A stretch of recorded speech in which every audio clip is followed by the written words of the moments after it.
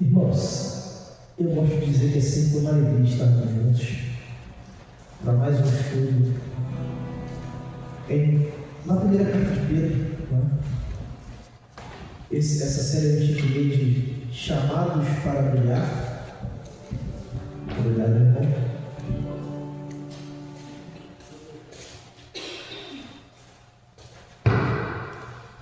Esse é o 11º estudo, uma longa caminhada que nós estamos fazendo na carta de Pedro. A grande verdade, irmãos, é que vivemos tempos difíceis, né?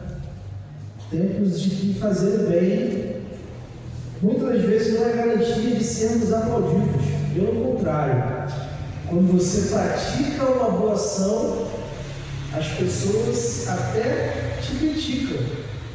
Não é verdade? Mas o texto de hoje vai dizer que mesmo em meio à oposição, a vitória do povo de Deus. Então, nós vamos estudar hoje sobre Pedro falando acerca de uma fé firme, que não recua diante do medo. Abra sua Bíblia aí, 1 Pedro, capítulo 3. Vamos continuar estudando esses versículos, onde nós vamos aprender como responder ao mal com o bem e permanecermos firmes com a consciência limpa. Então, 1 Pedro, capítulo 3, do versículo 13 em diante.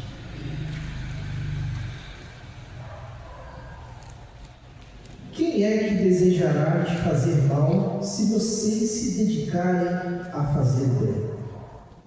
Mas ainda que sofram por fazer o que é certo, vocês serão abençoados. Portanto, não se preocupem e não tenham medo de ameaças. Em vez disso, consagrem a Cristo como o Senhor da sua vida. E se alguém lhes perguntar a respeito da sua esperança, estejam sempre preparados para explicá-la. Façam-no, porém, de modo amável e respeitoso. Mantenham sempre a consciência limpa. Então, se as pessoas falarem mal de vocês, ficarão envergonhados ao ver como vocês vivem corretamente em Cristo. Lembre-se de que é melhor sofrer por fazer o bem, se for da vontade de Deus, do que por fazer o mal. Pois Cristo também sofreu por nossos pecados de uma vez por todas, embora nunca tenha pecado. Morreu pelos pecadores a fim de conduzi-los a Deus. Sofreu morte física, mas foi ressuscitado pelo Espírito, por meio da qual pregou os espíritos em prisão, aqueles que muito tempo atrás desobedeceram a Deus, quando ele esperou pacientemente enquanto Noé construía sua embarcação. Apenas 8 pessoas foram salvas por meio da água do dilúvio, e aquela água simbolizava o batismo que agora nos salva, não pela remoção da sujeira do corpo, mas porque no batismo vocês declararam ter boa consciência diante de Deus. Ela é eficaz por meio da ressurreição de Jesus Cristo. Agora, Cristo foi para o céu e está sentado no lugar de honra à direita de Deus, e todos os anjos, autoridades e poderes se sujeitaram a ele. Um texto um pouco complexo, de algumas interpretações meio complicadas. Talvez ao fim dos estudos eu me debruço com os irmãos acerca desses textos, e a gente volta nesse finalzinho aí. Mas, como eu já disse, Pedro escreveu essa carta para cristãos que estavam enfrentando pressões e muitas injustiças. E também já falei, irmãos, que aqueles cristãos estavam sendo mal interpretados. Eles estavam também sendo perseguidos sem motivo. E no meio dessas provas, no meio dessas provações, Pedro aponta então para o chamado a viver coragem e fé. Então, Pedro aqui está mostrando que a fidelidade a Deus vale mais do que a aprovação humana. Infelizmente, muitos de nós, ao decorrer da nossa vida, procuramos ser aprovados por homens, em vez de buscarmos a aprovação unicamente de Deus. Então, hoje, se você, eu vou falar na minha classe, ministerial. Se você for perguntar ao pastor como é que se mede o sucesso do seu ministério, eu pastorei em igreja grande e lotada. É sempre assim, né? E baseado em quê? Baseado no que Deus falou para você? Não, baseado no que as pessoas, no que os homens falam. Eu pastorei essa igreja porque era uma igreja grande, lotada. Mas não, nós precisamos buscar a aprovação de Deus, não dos homens. Então, fazer o bem nem sempre vai trazer para nós recompensas imediatas, como diz o texto.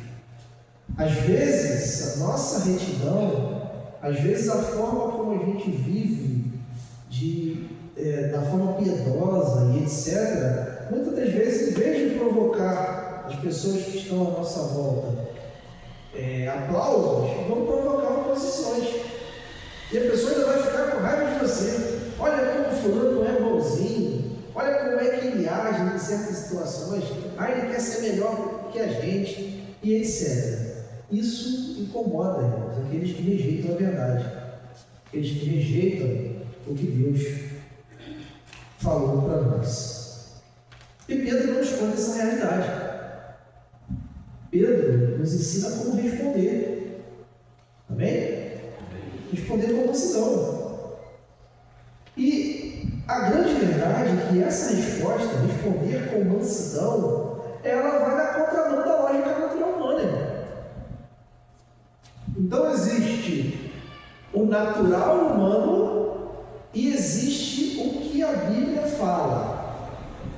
Muitas das vezes repetimos o que a Bíblia fala, que é o certo, mas agimos como homem natural, não é? O certo é isso, mas todo mundo faz, o senso comum age de outra forma. E a grande verdade é que a resposta que Pedro dá aqui à igreja é uma resposta que vai contrária à lógica humana. Então, esse texto que a gente leu, ele apresenta um contraste. Sofrer pelo bem é o que a Bíblia manda. E muitas das vezes a gente não consegue entender que sofrer pelo mal é uma consequência da nossa desobediência. Isso não glorifica a Deus. Mas sofrer para o bem é caminhar nos passos de Cristo, que é o nosso exemplo supremo. Então, o primeiro ponto que a gente precisa trabalhar nessa noite, irmãos, é em relação à nossa confiança em meio às ameaças. Ele começa perguntando a igreja, uma pergunta simples no versículo 13: quem é que desejará lhes fazer o mal se vocês se dedicarem a fazer o bem? Irmãos, aqui não é uma promessa, tá? Pedro aqui não está dizendo para a igreja assim, toda vez que você fazer o bem, ninguém vai fazer o mal a você. Ou toda vez que você desejar fazer o bem, ninguém vai te desejar fazer mal por causa que você está fazendo. Não, é uma promessa. Ele está perguntando para a igreja. Mas aqui, na pergunta, ele está apontando que viver o caminho de Deus é uma postura correta e segura. Compreenderam? Ele faz uma pergunta retórica aqui: quem é que desejará lhes fazer o mal se vocês se dedicarem a fazer o bem? A grande questão é que às vezes a gente se cansa de fazer o bem, e a palavra fala para a gente não se cansar, não é? Porque nós estamos plantando aquilo que é bom, semeando bem, e muitas das vezes só vemos o mal acontecendo, as pessoas falando mal de nós, as as pessoas nos criticando, as pessoas falando que nós devemos agir de uma outra forma, e etc. Mas no texto, Pedro começa questionando a igreja. E aí, essa dedicação em fazer o bem é mais do que atos isolados. É mais do que a gente fazer o bem sozinho na igreja. É mais do que a gente fazer o bem aos nossos entes queridos, aos nossos colegas, aqueles que a gente ama, aqueles que a gente concorda. Aqui fazer o bem é você ter uma vida moldada pela justiça, pela verdade, pela compaixão. Mesmo assim, isso não vai impedir, irmãos, de sofrermos ataques, mas vai remover qualquer razão legítima para que eles nos ataquem, porque eles estão nos atacando de forma imoral, de forma covarde. A partir do momento que você está fazendo bem, não significa que você não será atacado, mas Pedro vai dizer no versículo 14: mas, ainda que sofram por fazer o bem, aliás, por fazer o que é certo, vocês serão abençoados. Então Pedro aqui, irmãos, ele nos lembra que a bênção de Deus não depende das circunstâncias. O mundo pode tirar conforto, mas nada pode tirar a nossa aprovação divina, a nossa aprovação de Deus para as nossas vidas. O favor do Senhor é maior do que qualquer ameaça humana. E vou relembrar aos irmãos, Pedro está escrevendo essa carta para uma igreja para igrejas romanas, que enfrentavam contextos sinistros, que eles eram perseguidos, que eles eram mortos por causa do Evangelho. E aí no versículo 14, Pedro continua: portanto, não se preocupem e não tenham medo de ameaças. Que coisa muito fácil de se falar. Ainda bem que foi Pedro, né? Porque Pedro também sofreu bastante. Mas Pedro sabe aqui, irmãos, que o medo nos paralisa. O medo tira de nós a capacidade de raciocínio. Muitas vezes, o medo nos desacredita. Nós conhecemos o caminho, sabemos o que fazer, mas muitas das vezes o medo nos paralisa e a gente não consegue seguir em frente.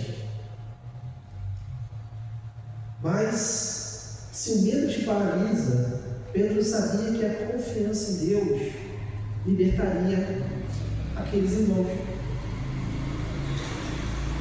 Por isso que a gente tem falado muito, não é? Na escola dominical, que o cristão é chamado para viver sem pânico, irmãos. Mesmo diante da hostilidade. Hoje nós vemos muitas crises.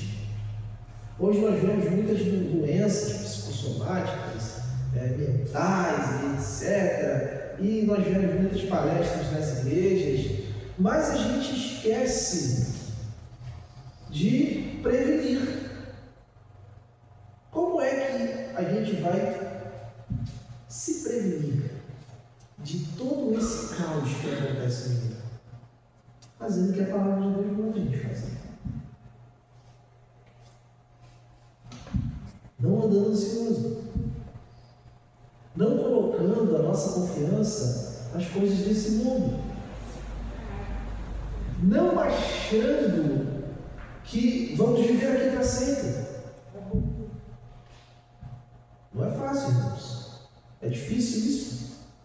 Mas a Bíblia nos dá a direção para que a gente viva uma vida não com ausência de dificuldades, mas com uma vida onde a gente consiga de fato acreditar em Deus, seguir os seus passos, ter uma vida que glorifica a Ele.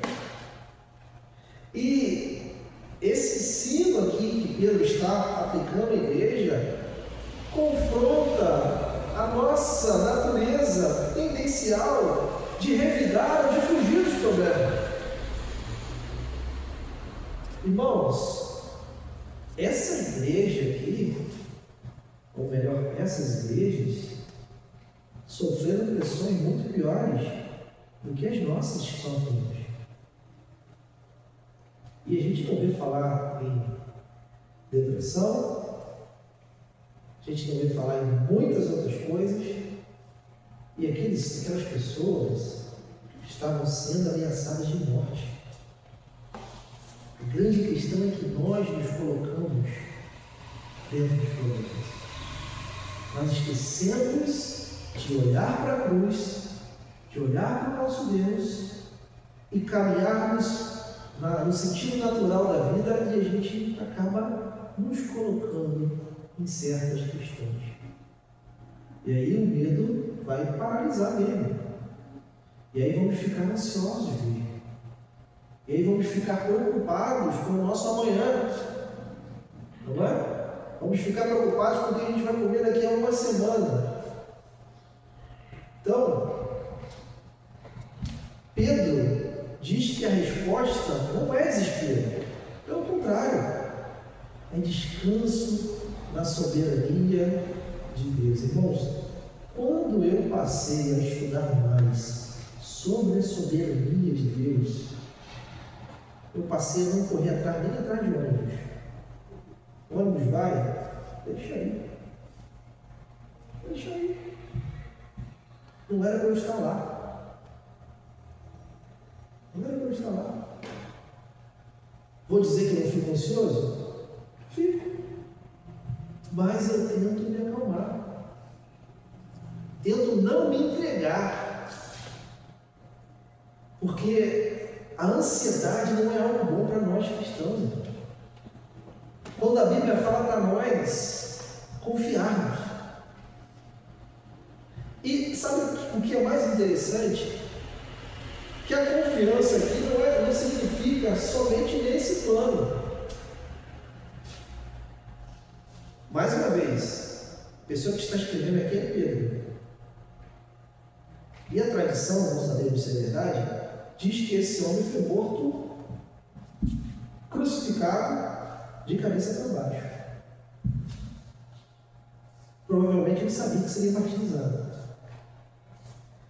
Provavelmente ele sabia que ele ainda seria muito açoitado. Mas mesmo assim, o homem está falando sobre confiança. Mesmo assim, ele está falando para uma igreja: olha, fiquem calmos. Fiquem calmos.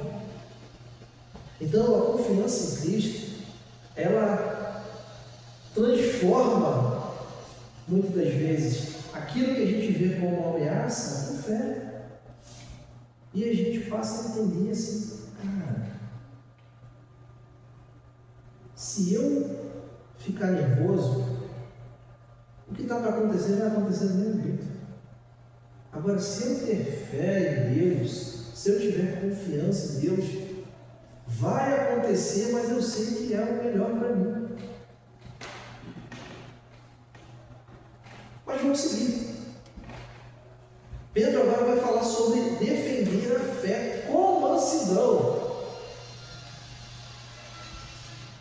E aí ele expõe no capítulo 15, no versículo 15, da seguinte forma: em vez disso, consagrem a Cristo como Senhor da sua vida.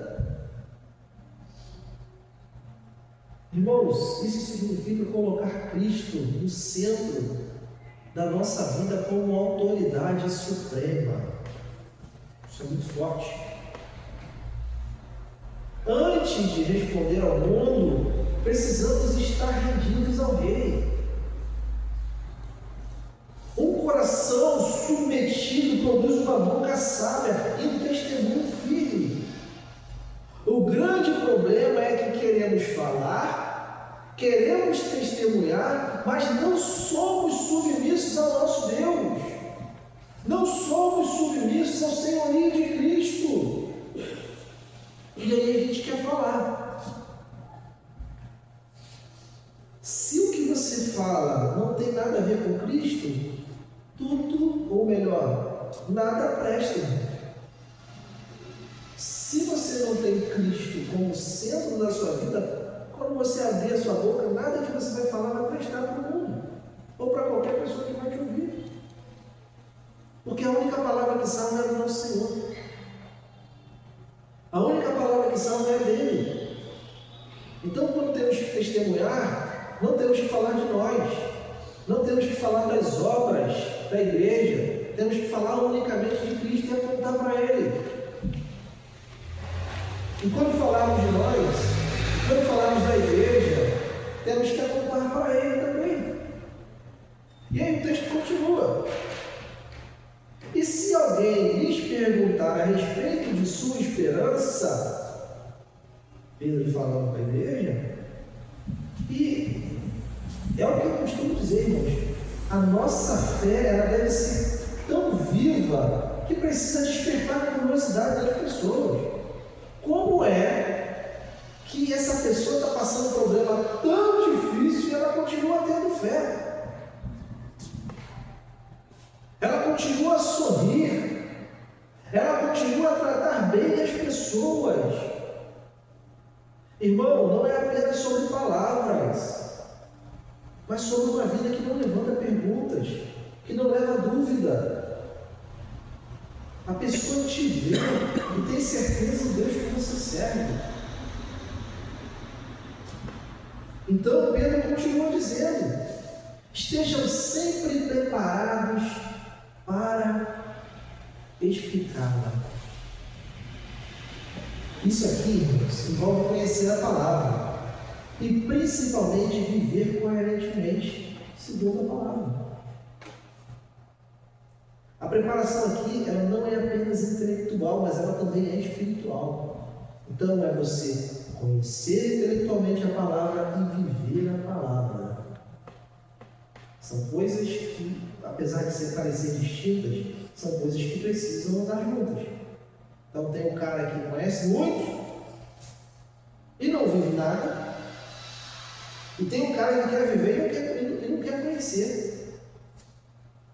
Então aqui uma coisa não é divorciada da outra, porque a fé em Deus ela é cognitiva, ela começa através do conhecimento, ela começa na mente. O cristianismo é uma religião de pensamento, porque conhece da mente, metanoia, mudança de mente, mudança de pensamento. Então, quem anda com Cristo diariamente, sempre vai ter algo para dizer sobre Ele. Mas então, como é que eu ando com Cristo diariamente? Primeiramente, na sua casa, no seu devocional, lendo a palavra. E depois, colocando em prática. Né? Colocando em prática.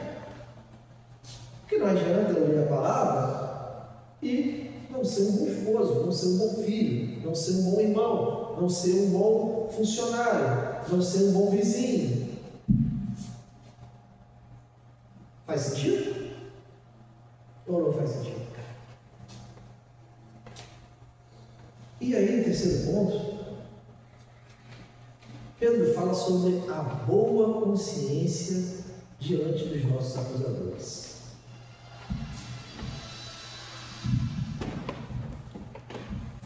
Versículo 16. Deixa eu só voltar um pouquinho aqui.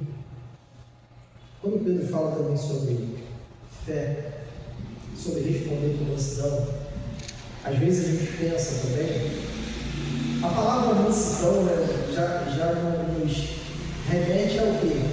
Animais fofinhos, né? Cordeiro, ovelha, etc. Mas não quer dizer fraqueza não. Pelo contrário, quer dizer uma fé consolidada. Uma fé consolidada. Uma fé humilde. Amém? Uma fé humilde. Mas consolidada naquilo que a gente acredita de fato. Então, não é aquela questão de guerra de argumento, né? Hoje os embates estão muito em voga, né? Fica debatendo católico, adventista, assembleia, batista, se não cessou, não é sobre isso.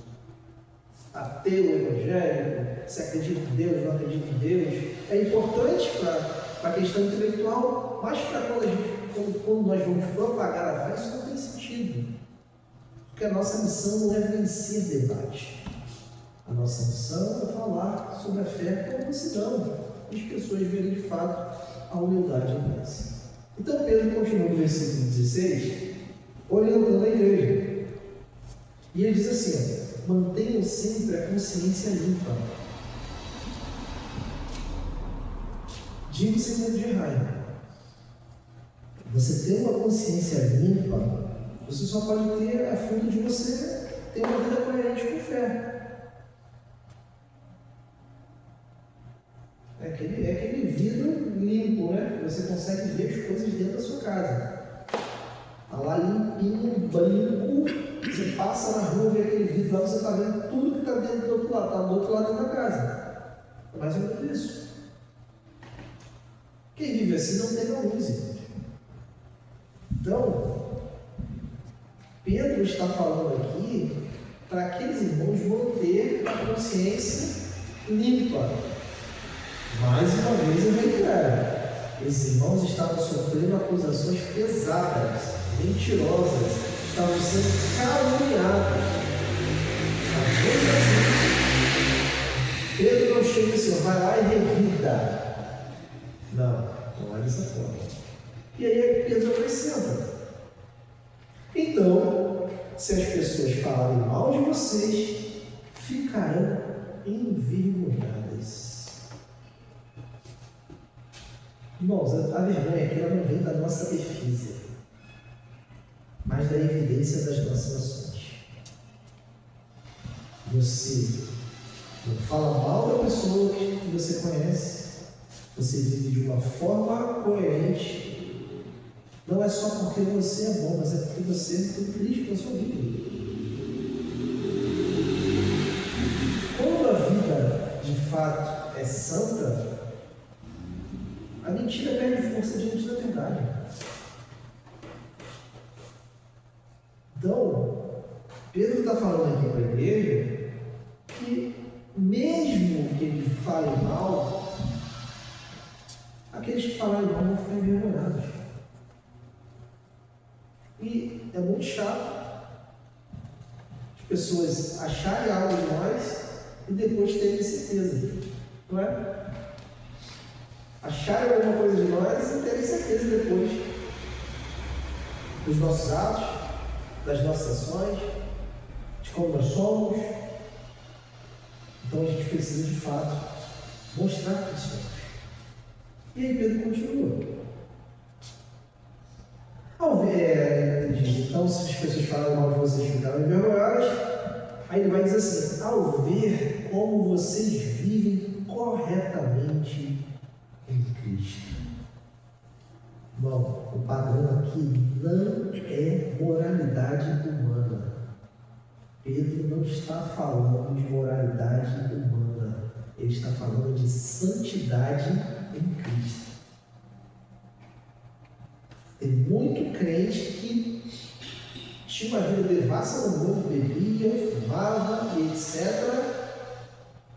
Só parou de beber e fumar, irmão. Mas continua dando volta aos outros, continua sendo ignorante, continua fazendo mal às pessoas. Então não é sobre a moralidade humana, é sobre de fato você representar Cristo. E principalmente ter compaixão do próximo. Isso é pesado, irmão. Isso é pesado. Precisamos ter compaixão do próximo. Precisamos amar o próximo.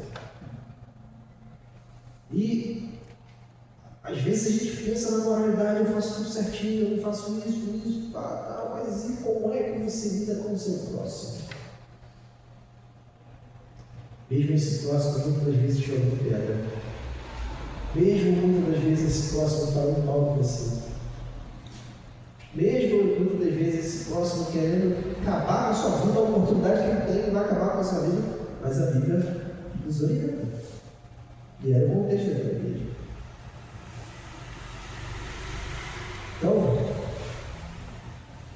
suportar a cruz do bem do que o peso da culpa pelo mal. Não é? E se fizermos o mal, irmãos, vamos também sofrer a consequência, tá? Não pensa não. Então eu prefiro sofrer a consequência fazendo bem, fazendo o que é certo, amando, servindo, fazendo bem às pessoas, mesmo que as pessoas falem assim: rapaz, desculpa o termo, rapaz, ele é o maior otário da vida. Podia fazer alguma coisa com aquela pessoa, mas mesmo assim ele faz o bem para ela. Faz parte. E aí ele fecha, né? Ele diz: lembre-se de que é melhor sofrer por fazer o bem. Não, desculpa, essa parte agora. Lembre-se de que é melhor sofrer por fazer o bem, se for a vontade de Deus. Aí ele está falando aqui também, se for a vontade de Deus. Nem todo sofrimento derrota, mas às vezes também é parte do plano de Deus. E aí ele faz o versículo. Vou ler novamente. Lembre-se de que é melhor sofrer por fazer o bem, se for da vontade de Deus, do que por fazer o mal. Grande verdade, irmãos, quando a gente sofre fazendo aquilo que é mal, isso é pecado. O que o pecado traz para nós? Vergonha, peso, sofrimento. Agora o texto diz que Deus transforma a dor justa em testemunha viva por causa do Evangelho. Então, nós precisamos sofrer por causa do Evangelho. Nós precisamos sofrer fazendo bem.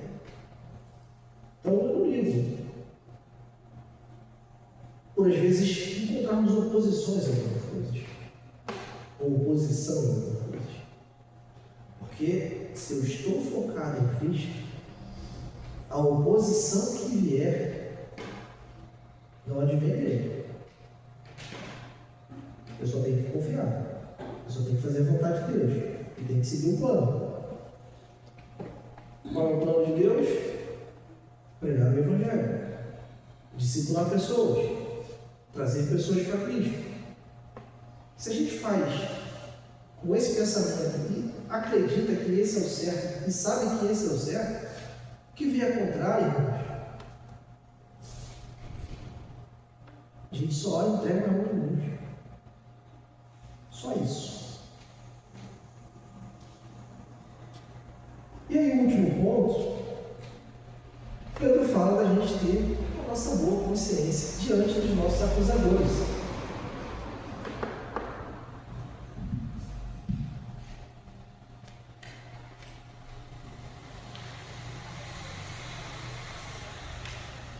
Que diz assim o texto, no versículo 16: pois Cristo também sofreu por nossos pecados de uma vez por todas. Irmãos, o sofrimento de Cristo não foi por causa própria, mas é sempre bom a gente lembrar que Cristo morreu em nosso lugar.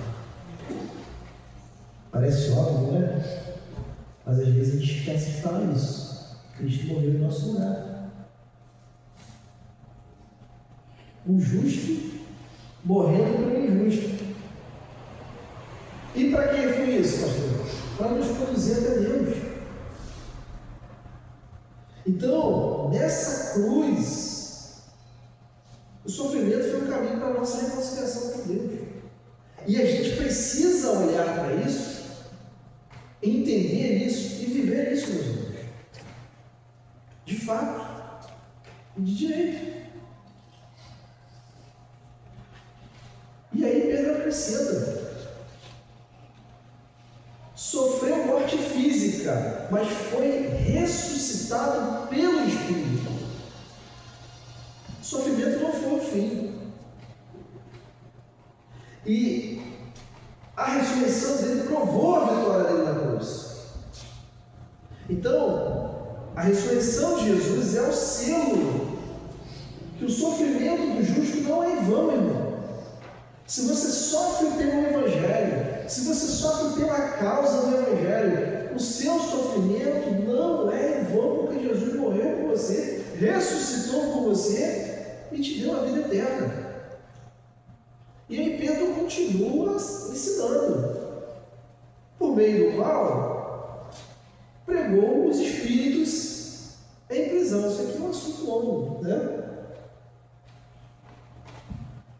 Isso aqui é um assunto longo que tem muito debate nessa questão aqui. Não vou entrar nisso agora, depois eu vou fazer um estudo mais aprofundado sobre esse texto, porque senão a gente vai tomar muito tempo, o ideal seria a gente falar só sobre ele. E aí, Pedro vai lá e lembra o dilúvio. Aquela água simboliza o batismo que agora os salvos. Você está lembrando de Noé.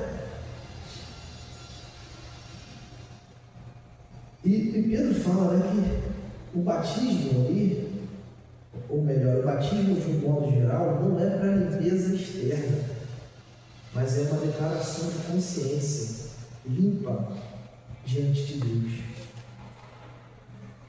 Tem gente até que brinca, né, que os pecados ficam na água, no batifai, não é? Mas o batismo é uma declaração, de fato, da vitória de Cristo, que nos deu uma nova identidade e agora nos coloca em sua arca de segurança. E agora não mais somos inimigos de Deus, agora nós somos co-herdeiros da esperança da vida dele, ou melhor, da volta dele, e que nós herdaremos o reino dos céus, mediante a sua graça. Então, Deus revela que assim como Noé foi salvo pela obediência e pela graça, assim também nós somos salvos em Cristo, irmãos.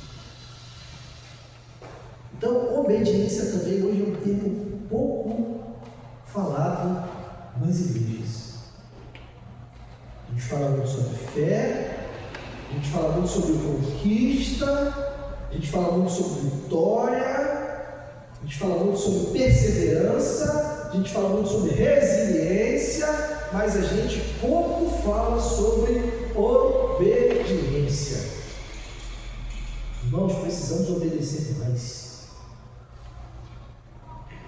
Mas como é que nós estamos desobedecendo? Quando a gente para de evangelizar, quando a gente para de fazer discípulos, estamos desobedecendo, irmãos. Estamos desobedecendo ao nosso Senhor, porque o cerne do Evangelho é o discipulado, é fazer discípulos, é ir atrás das pessoas e discipulá-las. E por mais que a gente pense que o Evangelho está saturado, que todo mundo é crente, irmão, pelo contrário, eu acho que hoje a urgência ainda é maior. Porque tem muita gente enganada dentro de outros contextos aí religiosos, achando que só porque estão frequentando um ambiente religioso, elas estão salvas, mas não estão. Porque se a gente procura uma igreja só pelas nossas necessidades pessoais, estamos nos enganando, irmãos. Não é que Deus não vai suprir as nossas necessidades. Ele supre, e a palavra dele diz que supre. Mas a gente precisa estar engajado no trabalho dele. A gente precisa estar engajado no reino dele. A gente precisa estar preocupados em trazer mais pessoas para o reino dele. E aí Pedro conclui. Agora Cristo foi para o céu e está sentado no lugar de honra à direita de Deus, à destra de Deus. Isso aqui é um termo que na teologia gostamos de chamar de hebraísmo. Porque Jesus reina sobre todos os anjos, autoridades e poderes. E o trono de Cristo é a prova de que todo sofrimento tem um fim na glória. Quem vai estar nele, ou melhor, quem está nele de fato, vai participar dessa vitória. estava lá no coração final. Mas para a gente finalizar, 3 questões práticas e podemos voltar nesse texto que nós estudamos.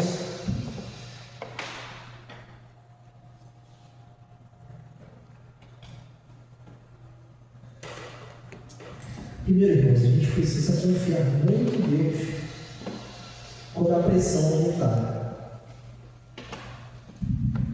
Quando as ameaças acontecerem, a gente precisa lembrar que Cristo venceu o maior inimigo, ou os maiores inimigos, o pecado e a morte. Então, quando a gente tem esse entendimento, medo perde a força e o nosso coração fica mais ainda firmado no Senhor. Quem descansa em Cristo não se abala com os barulhos externos, ele confia. Então, muitas das nossas experiências, muitas das vezes, advêm em momentos como esse. Só que a gente precisa sempre relembrar, irmãos.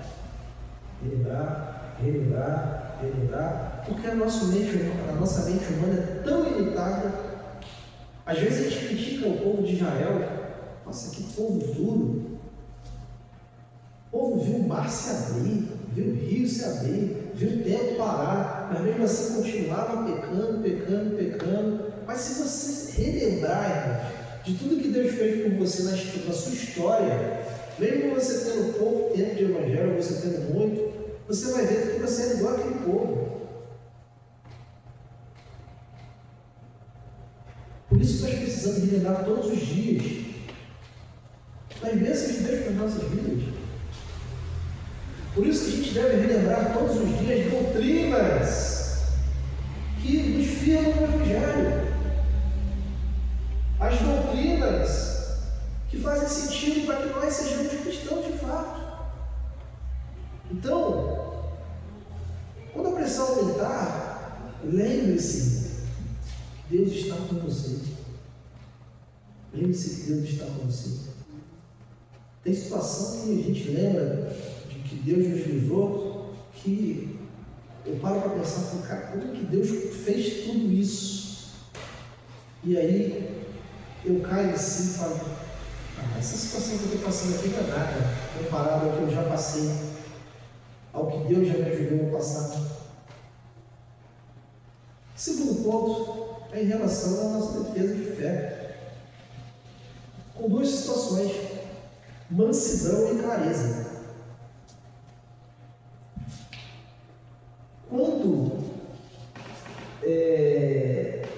alguém for te perguntar algo com ódio, não responda com ódio, responda com a esperança do Evangelho. Tem até o chato, né? Principalmente aquelas pessoas que odeiam o Evangelho, né? Que vêm conversar com a gente para desdenhar, para zombar da nossa fé. A melhor resposta, sabe qual é? É o amor. Então, a maneira como que você fala da sua fé prega muito. Faz muito sentido.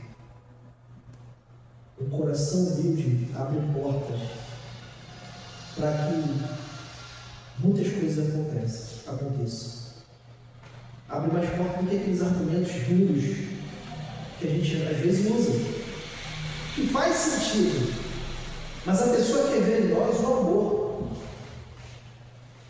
O inimigo ele fica nos instigando a responder com raiva, a responder com ódio, mas a gente precisa vencer essa etapa, meu irmão. A gente precisa responder com amor. A melhor coisa do mundo é a pessoa vir com 7 pedras para te atirar e você responder ela com a maior mansidão possível. Isso desarma qualquer pessoa. E por fim, viva de forma que até os seus acusadores reconheçam Cristo. Mantenha a sua consciência limpa diante de Deus. Mesmo, irmão, que fale mal de você. Porque o mundo, o diabo, nunca vai falar muito bem de você, porque ele é mentiroso, ele é homicida, desde o início de tudo. Então não espere, irmão, que o seu inimigo vai te aplaudir. Não espere que o inimigo das nossas almas vai agir com brandeza, ou melhor, de forma branda contra nós. Ele não vai. Mas se você tem um testemunho coerente, é como uma luz acesa em uma noite de tempestade. Se você tem um testemunho coerente, irmão, esquece. Nem o inimigo vai conseguir te acusar. Para terminar, lembra-se do principal que todos nós sabemos. O fim da história já está escrito. Cristo está no trono. E já está garantido que todo sofrimento será transformado em glória. Todo sofrimento daquele que é cristão. Só segura as contas. Só cumpra o chamado que Deus te deu. É difícil? Muito. Mas temos a palavra de Deus. E principalmente, temos uns aos outros. Temos a igreja de Cristo, onde nós conseguimos nos apoiar e vencer todas as astutas ciladas do nosso inimigo. Amém? Se coloca de pé, vamos agradecer ao Senhor. Temos aí algumas atividades a serem feitas. Ainda não decidimos se vamos fazer a festa na próxima semana. Eu acho que já sábado já está muito em cima. Aí vamos ver o que decidimos nesse meio do caminho. Não coloquei dia 30, irmãos, como uma opção, porque dia 30 eu tenho uma tia que vai casar no cartório, mas eu vou estar no santo dela, e à noite eu vou estar no acampamento dos embaixadores. Eu vou estar fazendo uma preleção lá na Vale da Esperança. Aí, nesse dia eu estou bem agarrado, não vou conseguir estar com os irmãos, se caso a gente faça a festa dia 30. Então a gente tem essas duas datas aí. Mês de setembro já é mês de missões, então a gente já vai ter bastante atividade aí. A irmã Ana Hilda deve já apresentar por esses dias aí como serão as programações. E já peço aos irmãos muita oração por esse trabalho, engajamento de toda a igreja, para que a gente possa de fato falar de Cristo, para que a gente possa cumprir o nosso chamado missionário, porque muitas vidas precisam ouvir de Cristo. E Deus quer usar a nossa boca, Deus quer usar a nossa vida para isso. Bem, vamos orar, vamos agradecer ao Senhor. Senhor Jesus, obrigado, Pai, pela Tua palavra, que é viva, que é eficaz. Obrigado por esses irmãos que estão aqui nessa noite. Que o Senhor continue falando a cada coração. Nos leve, Pai, para os nossos lares, tranquilamente. Que o Senhor abençoe a sua igreja e todos os planos que temos possam ser realizados segundo a tua polícia e a tua vontade. Em nome de Jesus. Amém.